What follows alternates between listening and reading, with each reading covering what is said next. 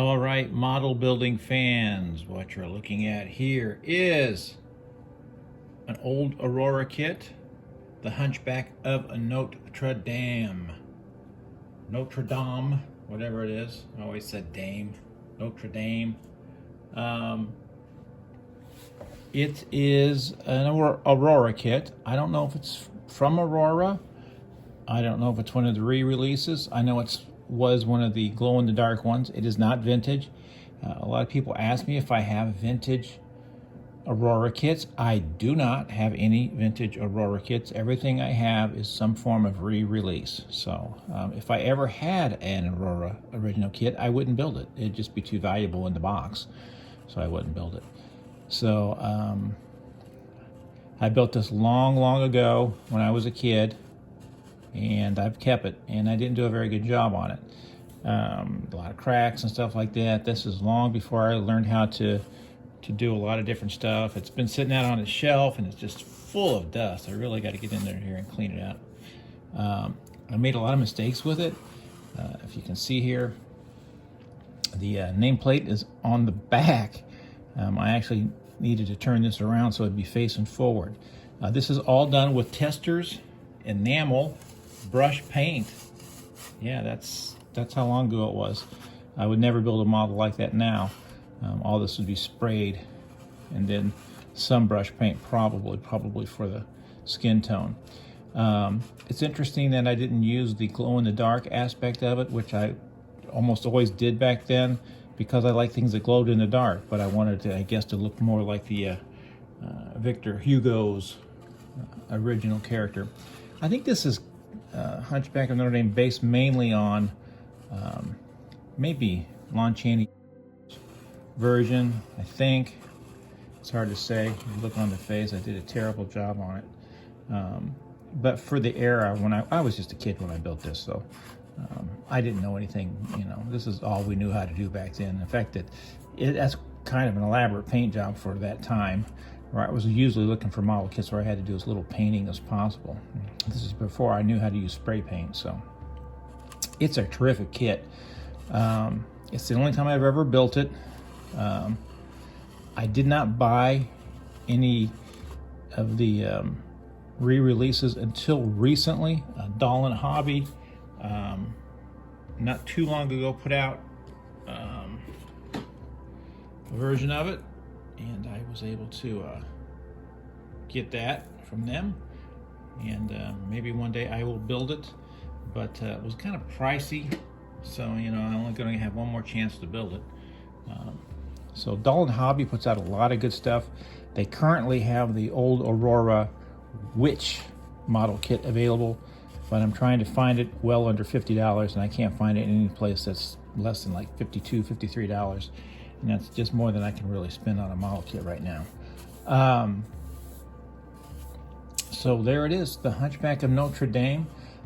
They kind of always put the Hunchback in as a horror film, and it's really just not a horror film.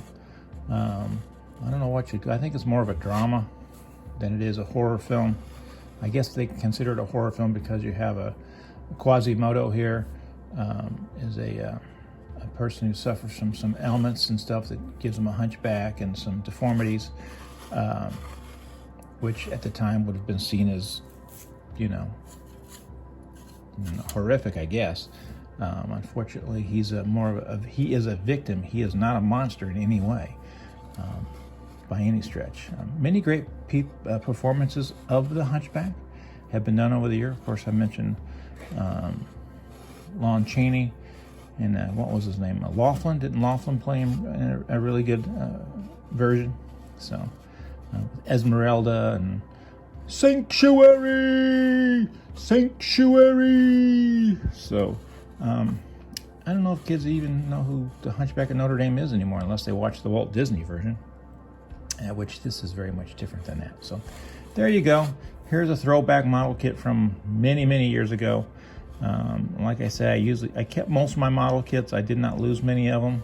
Some of them I did. I did break them and throw them in a box, and they become just a box of pieces. But for some reason, I kept this one together. I'm very glad that I did. it's just a great representation of what it was like when I built model kits when I was a little kid. So I need to dust these suckers. So there you go. He's even coming. Look, he's even coming off. Look, he comes right off. Golly, what a mess. So this is a kit that you could do a lot with. I didn't do anything with it more than I could at that time, but there, how he slides on the bottom. He's even missing a piece. He's missing one of his ropes is off. This is the scene in the movie where the townspeople take Quasimodo and they put him, they tie him up and they throw stuff at him and they ridicule him, and it's just a horrific scene. And they beat him, and Esmeralda comes and saves him, and that's when he finds feelings for her because somebody has treated him like a human being. It's just a terrific story. You should really watch it or try to read the book. The book is very difficult to read, but there are many adaptations of it. Not just the Disney version, which is just too silly. I mean, it's for kids. The actual version I would recommend. Track down the Laughlin version or the silent version with Lon Chaney and give it a watch. It's actually they ought to do a new version of the Hunchback of Notre Dame. So Quasimodo, I think, means ill-formed, something like that. So I think that's why they called him that. So I don't know. I don't know all the history of the Hunchback of Notre Dame. So anything I got wrong, my apologies. Never take anything I say as gospel, because I make a lot of mistakes and get things confused because I'm kind of old and things get kind of mushed together. So there you go, the Hunchback of Notre Dame. I'm going to clean this up and put it back on the shelf, and if you like it, let me know. I'll show you some more of my other old kits from when I was a kid.